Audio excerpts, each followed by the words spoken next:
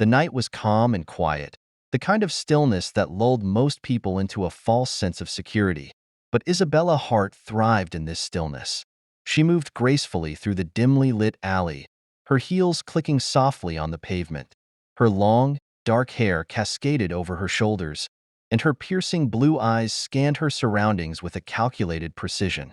Her latest victim lay motionless at her feet, a young man in his 20s, who had been unfortunate enough to catch her attention at the bar earlier that evening. Isabella knelt beside him, her gloved hands meticulously wiping the handle of the knife she had used. The thrill of the kill still coursed through her veins, a feeling she had grown addicted to over the years. She stood up, straightening her coat and taking one last look at her handiwork. The alley was a perfect backdrop for her latest masterpiece.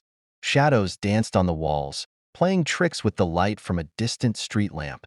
Satisfied, she slipped the knife into her bag and walked away, leaving no trace of her presence. Chapter 1. The Allure of Innocence.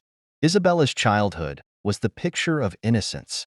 She grew up in a small town, where everyone knew everyone and nothing ever seemed to change. Her parents, Richard and Evelyn Hart, were well-respected members of the community.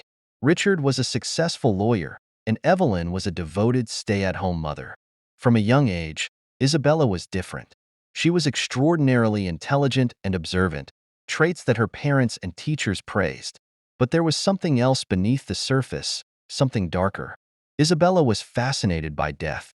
She would often wander into the woods behind her house, finding small animals and studying them. When she found a dead bird or a squirrel, she would dissect it with a precision that was unsettling for a child her age. Her parents dismissed it as a phase, something she would grow out of. They never saw the cold detachment in her eyes, the lack of empathy that set her apart from other children. Isabella learned early on to hide her true nature. She knew how to smile and laugh, how to blend in with her peers. But inside, she was always watching, always calculating. As Isabella entered her teenage years, her beauty became even more pronounced. She had a natural grace and charm that drew people to her. Boys at school were infatuated with her, and girls wanted to be her friend. Isabella used this to her advantage, manipulating those around her with ease. Her first kill was a turning point.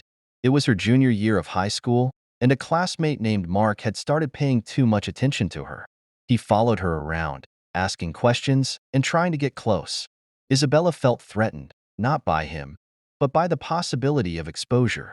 One night, she lured him to an abandoned building under the guise of a secret rendezvous. Never saw it coming.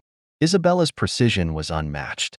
She had studied anatomy in her spare time, understanding exactly where to strike. The thrill of watching the life drain from his eyes was intoxicating.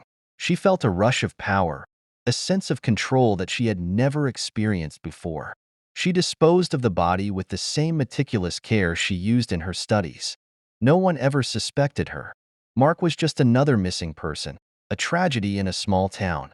Isabella knew then that she could do it again, and she would. Chapter 3.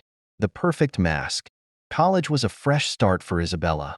She chose to study psychology, driven by a desire to understand herself better.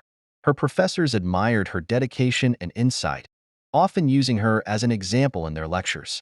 Isabella excelled in her studies, all the while maintaining her facade of normalcy. She continued her nocturnal activities, each kill more refined than the last. She developed a routine, carefully selecting her victims and leaving no evidence behind. Her beauty and charm made it easy to lure people in, and her intelligence ensured she never made a mistake. There was a brief romance with a fellow student, Michael, who was drawn to her enigmatic nature. For a while, Isabella considered letting him in, showing him her true self. But she knew it was too dangerous. When he started asking too many questions, she ended their relationship abruptly. Michael was found dead a few weeks later, an apparent suicide. Isabella felt no remorse. Chapter 4. The Detective. Detective Samuel Kane was a seasoned investigator with a reputation for solving the toughest cases. He had seen it all, or so he thought. The string of mysterious deaths that started appearing on his radar intrigued him. There was a pattern, a signature that was almost imperceptible but unmistakable to a trained eye. Kane was meticulous in his work, piecing together the clues that others had missed. He knew there was a killer out there, someone who was intelligent and calculating. His first encounter with Isabella was at a charity event, where she was the guest of honor. Kane was struck by her beauty, but there was something in her eyes that set off alarm bells. He began to dig deeper, researching her past and the people who had disappeared around her. Isabella sensed his interest and felt a thrill she hadn't experienced in a long time. She decided to play along, leaving subtle clues that only Kane would notice. The game was on. Isabella and Kane's interactions became a dance of wits. She enjoyed the challenge, the thrill of outsmarting a seasoned detective. Kane, on the other hand, was driven by a need to uncover the truth. He knew he was dealing with a formidable opponent, but he was determined to catch her. Isabella left a trail of breadcrumbs, carefully calculated to keep Kane on edge. She enjoyed watching him struggle, knowing that he was getting closer but never quite close enough. It was a dangerous game, but one that she relished. Chapter 6: Cracks in the Facade. As the investigation intensified, Isabella found it harder to maintain her mask. The pressure of living a double life began to take its toll. She made small mistakes, slips that Kane was quick to notice. Her public life as a rising star and her career contrasted sharply with her nocturnal activities. Kane's relentless pursuit pushed her to the edge. She had a close call one night, narrowly escaping his grasp. The fear of being caught was exhilarating but also terrifying. For the first time, Isabella felt vulnerable. Chapter 7: Twisted Mind. Isabella's mind was a labyrinth of dark desires and twisted logic. She lacked any real remorse for her actions, viewing her victims as mere playthings.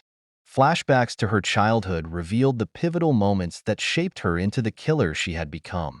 Her father's stern discipline, her mother's cold indifference, they all contributed to her detached, calculating nature. Detective Kane, too, had his own demons. His backstory was filled with personal loss and a deep-seated need for justice. The case had become personal for him, and he was determined to see it through to the end. Chapter 8: The Climax. The final confrontation was inevitable. Isabella knew Kane was closing in, and she decided to make her move.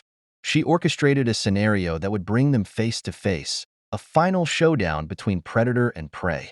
The tension was palpable as they confronted each other, both knowing that only one of them would walk away. Kane's realization of Isabella's true nature was a moment of clarity. He saw through her facade, understanding the depth of her depravity. The battle of wits and wills reached its peak, with each trying to outmaneuver the other. Epilogue: The Aftermath. The aftermath of the confrontation left a lasting impact on both Isabella and Kane. The resolution of the case brought closure, but also raised questions about the nature of evil. Isabella's fate was sealed, but her legacy would haunt Kane for years to come. The story ended with a reflection on the fine line between sanity and madness, and the darkness that can lurk behind even the most beautiful of faces. The moral of Beauty in the Shadows is that true evil can hide behind the most charming and beautiful facades. Appearances can be deceiving, and it's crucial to look beyond the surface to understand the true nature of people.